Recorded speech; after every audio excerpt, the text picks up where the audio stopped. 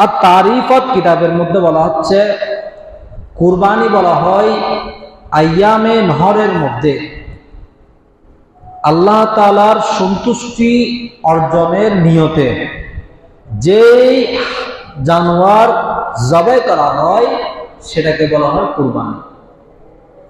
বুঝতে পেরেছেন?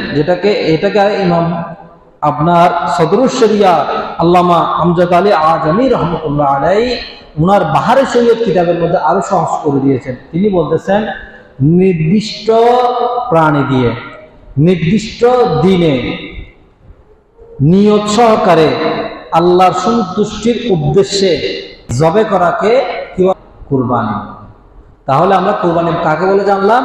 কুরবানি বলা হয় নির্দিষ্ট প্রাণীকে নির্দিষ্ট দিনে নিয়ত সহকারে আল্লাহর সন্তুষ্টি অর্জনের লক্ষ্যে জবাই করাকে কুরবানি বলা হয়। তাহলে এখানে কয়টা শব্দ বলা হয়েছে? তিনটা জিনিস। সংজ্ঞার মধ্যে কিন্তু মাসালা চলে আসছে। নির্দিষ্ট জানোয়ার হতে হবে, জানোয়ার যেমন তেমন হলে হবে না। জানোয়ার মানে হালাল জানোয়ার, হালাল প্রাণী, সেগুলো হতে হবে। 2 নম্বর, নির্দিষ্ট দিন। কুরবানি করার নির্দিষ্ট দিন আছে, আপনার যেমন ইচ্ছে তেমন আপনি আমি করতে পারবো না।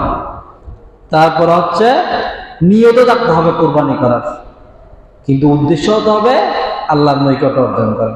উদ্দেশ্য যেন এমন না হয় আমি বড় গরু কিনলে মানুষ আমাকে বলবে, আমার গরু দেখে মানুষ খুশি হবে, দাম জিজ্ঞেস করবে, আমার একটা আনন্দ আসবে, তাহলে বুঝবেন আপনার ভিতরে কি আসে গেছে লৌকিকতা। এটা দ্বারা আল্লাহর সন্তুষ্টি অর্জন হবে না।